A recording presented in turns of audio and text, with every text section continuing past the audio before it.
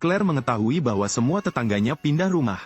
Dia ingin bertanya apa yang terjadi, tetapi tetangganya terlihat seperti baru saja melihat hantu. Mereka tidak mengucapkan sepatah kata pun, sang sopir langsung meninggalkan rumah. Claire dan suaminya mengejar, tapi jalan itu penuh dengan mobil. Tampaknya suasana hati mereka semua sedang buruk. Pergi dari sini dengan kecepatan angin. Mereka tidak tahu apa yang terjadi, tapi intuisi mereka mengatakan bahwa mereka harus mengejar mereka. Namun ketika mereka membawa anak mereka dan pergi keluar kota, sesuatu yang aneh terjadi. Mobil baru saja pergi dan mulai berbalik. Satu mobil mengikuti mobil lainnya. Mengapa semua orang kembali? Aku tidak tahu. Kedua orang itu membawa anak-anak mereka dan terus bergerak maju. Baru setelah mereka harus berhenti, mereka menemukan jalan keluar kota diblokir. Siaran radio tersebut mengimbau masyarakat untuk tidak mudik dan tidak berlarian. Apa yang terjadi dengan kota itu? Tiba-tiba, sebuah batu pecah menghantam bagian depan mobil. Dengan ledakan keras, 2 jet tempur lewat di atasnya. Saat semua orang curiga, pesawat tempur terbang menuju kota. Tanpa peringatan apapun, banyak sekali bom yang dijatuhkan. Kawasan pemukiman dilalap api. Mereka yang belum sempat melarikan diri berubah menjadi jiwa. Semua orang takut. Baru saja, siaran radio menipu mereka untuk pulang. Sekarang terjadi kecelakaan lagi. Saat ini, 2 pesawat tempur mengubah arah untuk terbang ke arah mereka. Orang-orang berlarian kemana-mana seperti lalat tanpa kepala. Claire melihat menara kayu di gunung. Mereka punya ide. Mereka tidak berkata apa-apa dan lari ke atas gunung. Tiba-tiba terdengar suara keras dari belakang. Diiringi kobaran api yang membumbung tinggi. Mereka harus mempercepat pelarian mereka. Mereka menemukan pintu masuk yang tersembunyi.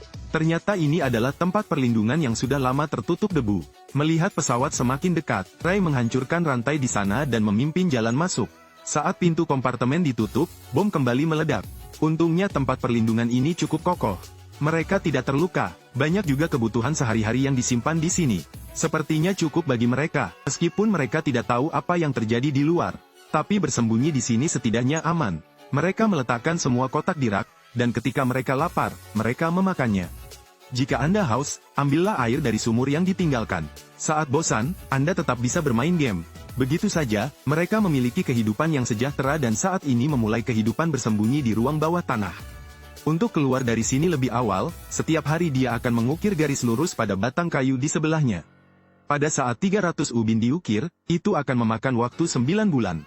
Dia tidak tahan lagi, jadi ketika orang tuanya tidak memperhatikan, dia diam-diam naik ke sumur. Sementara dia pergi keluar untuk menjelajah. Dia menemukan bahwa pintu keluar dikunci oleh ayahnya dengan rantai.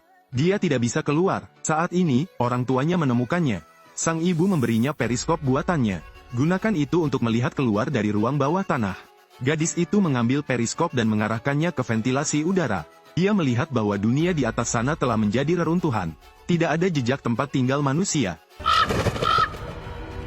Sepertinya hanya merekalah yang masih hidup di seluruh dunia. Saat ini, gadis itu meletakkan periskopnya dengan frustrasi. Di sekitar pintu keluar terdengar suara gemuruh lagi. Berikutnya, tidak seperti manusia, lebih mirip monster. Ini sangat kuat. Melihat rantainya akan putus, Ray mencari peralatan. Claire langsung menaiki tangga. Saat palka akan dibuka, dia meraih rantai itu, menyebabkan seluruh tubuhnya menggantung di udara. Tarik rantai hingga kencang sesuai berat badan Anda. Dari sana, hindari membuka tutup palka. Dia mencengkeram rantai itu mencoba menopang dirinya sendiri. Dia melihat sepasang mata menakutkan muncul di antara celah hitam. Untungnya Ray tiba tepat waktu. Dia menusuk mata itu dengan tongkat besi. Setelah menangis menyedihkan, Ray memasukkan batang besi ke bawah penutup palka. Seluruh keluarga akhirnya lolos dari bahaya. Mereka belum pernah melihat monster seperti ini sebelumnya. Mungkinkah pemerintah ada hubungannya dengan monster? Agar tidak menarik perhatian monster di masa depan, mereka menetapkan aturan. Setiap hari Anda harus tetap diam. Jangan melihat dunia luar. Dengan begitu mereka bisa bertahan lebih lama. Benar saja, monster itu tidak muncul lagi. Gadis itu sedang makan ketika dia menemukan sesuatu yang aneh. Kotaknya tersegel, ketika dibuka tidak ada yang tersisa. Claire menemukan bahwa orang lain telah membuat lubang besar di sampingnya. Tidak hanya itu, mereka semua memiliki lubang yang dibuat di tempat yang sama oleh orang lain. Makanannya juga habis dimakan. Itu makanan mereka selama setengah bulan. Saat ketiga orang itu curiga, mereka menemukan pelakunya ada di rak. Sang ayah mengeluarkan pisau, ingin mengambil kotak itu kembali. Tikus dikejutkan oleh suara itu. menyebabkan Ray ketinggalan. Melihat tikus hendak berlari kembali ke lubang, Claire menusuknya ke dalam pangsit dengan kunci Inggris. Namun saat ini, mereka menemukan lampu minyak di atas meja telah jatuh. Sang ayah hendak mematikannya, namun ia hampir terbakar. Melihat api yang semakin besar, sang ayah menarik istri dan anak-anaknya ke samping. Setelah itu, lampu minyak meledak. Seluruh meja dipenuhi api. Meski api berhasil dipadamkan, tapi tidak bisa menghentikan asapnya. Ini akan menarik perhatian monster tersebut. Ray mengira sekarang sudah gelap, dan saat monster itu tiba, asapnya sudah hilang. Tapi Claire selalu merasa tidak aman. Dia menemukan bahwa ketika kayu terbakar, ia meninggalkan debu yang menutupi pintu ventilasi. Untuk mencegah kecelakaan, mereka membersihkan debu sebelum monster menemukannya. Mereka juga menasihati putri mereka. Tidak peduli suara apapun yang Anda dengar di luar, jangan buka pintunya. Ray membuka rantainya dan merangkak keluar bersama Claire. Gadis berdiri sendirian. Dia memutuskan untuk melakukan sesuatu untuk orang tuanya. Dia mengamati sekelilingnya untuk membantu orang tuanya. Dia melihat bayangan gelap muncul di hutan di kejauhan.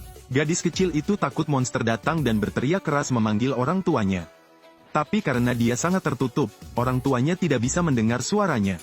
Jadi dia mengabaikan instruksi orang tuanya sebelumnya dan membuka pintu ruang bawah tanah. Dia merangkak keluar dari ruang bawah tanah. Dia mengabaikan segalanya dan menelepon orang tuanya, tetapi sebuah tangan menutup mulutnya. Sang ibu panik dan menyuruhnya untuk tidak bersuara. Ketika ayahnya berlari untuk memeriksa, putrinya sangat khawatir hingga dia tidak dapat berbicara. Dia melihat ke belakang dengan panik. Melihat kancil ketakutan, sang ayah menghela nafas lega. Tapi sang ibu berpikir, jika rusa ketakutan dan lari, berarti ada sesuatu yang mengejarnya. Kita harus kembali. Mereka berlari dengan panik, merunduk ke ruang bawah tanah. Setelah menutup pintu keluar, lalu tutup pintu besinya. Ikat lebih dari selusin rantai besi. Bagian luarnya sudah seperti neraka, membuat orang merinding. Setelah mengunci pintu baja, sang ayah merangkak di pintu, mendengar suara-suara di luar. Ada apa, ayah? Langkah. Suara langkah kaki semakin dekat. Mereka tidak berani bersuara. Mereka mengikuti suara langkah kaki ke dalam ruangan. Mereka menduga hanya ada satu monster di atas. Gadis itu terisak. Sang ayah membungkuk untuk menghibur putrinya.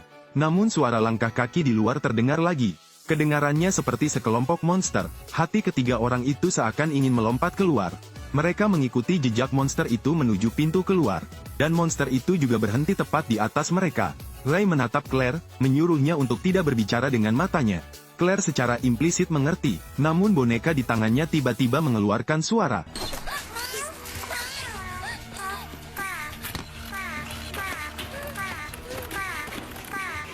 Hingga Ray melepas klaksonnya, dan meremukkannya dengan kakinya. Suara itu akhirnya menghilang, namun mereka berhasil menarik perhatian monster tersebut. Batang besi di bawah penutup palka akhirnya tidak tahan lagi. Rantainya juga jatuh. Selanjutnya, mereka segera melihat monster itu membuka palka. Ray memeluk istri dan anak-anaknya dan berlari lebih jauh ke dalam gua. Namun di basement yang luasnya hanya 8 meter persegi, mereka tidak bisa bersembunyi. Claire melemparkan lampu minyak ke tirai. Selanjutnya, pasangan itu bergabung untuk memindahkan kabinet seberat 80 ton ke pintu. Firewall memblokir monster untuk sementara. Mereka juga mendapat kesempatan untuk menghirup udara. Tapi apa yang harus dilakukan? Saat ini, putrinya menemukan bahwa pintu ventilasi juga mengarah langsung ke tanah.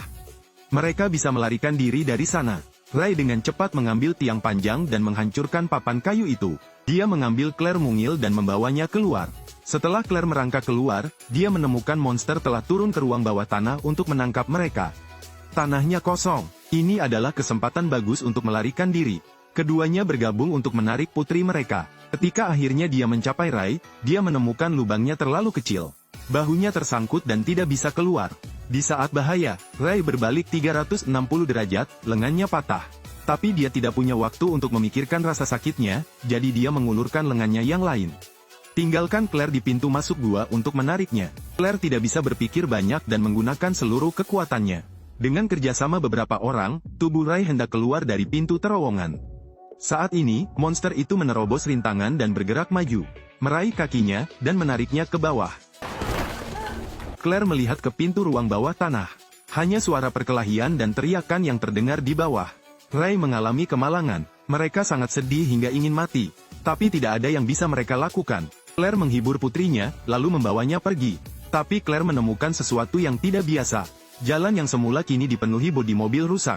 Bahkan di sekitar kota, tembok didirikan. Mereka tidak punya cara untuk melarikan diri. Saat ini, cahaya di udara menutupi mereka berdua. Helikopter itu menjatuhkan jaring, mengelilingi mereka berdua. Sepasang tentara muncul. Inilah monster yang mereka bicarakan. Claire memohon pengampunan, memohon mereka untuk menyelamatkan putrinya. Tapi mereka tidak peduli sama sekali. Ini tentang memegang perangkat di tangan Anda dan menekannya ke leher dua orang. Anehnya, darah yang diambil dari tubuh mereka berwarna hitam. Para prajurit menjadi khawatir, sehingga mereka mengangkat senjata dan mengarahkannya ke ibu dan anak tersebut. Pada saat kritis, darah mengalir dari leher kepala suku. Ternyata Rai lolos dari maut. Namun urat di wajahnya menonjol, matanya merah tua. Jelas sekali penampilannya tertular virus. Rai setelah berubah mempunyai kekuatan yang luar biasa. Dia berurusan dengan beberapa prajurit di antara mereka. Namun pada akhirnya dia juga meninggal.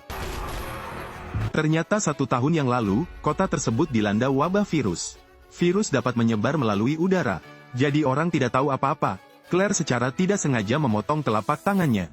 Lukanya membengkak dan mengeluarkan darah hitam. Sekarang mereka tahu kebenarannya. Mereka menghindari menjadi monster. Itu adalah tentara yang bertugas membasmi orang yang terinfeksi. Melihat ayahnya meninggal, gadis kecil itu tiba-tiba menjadi gila.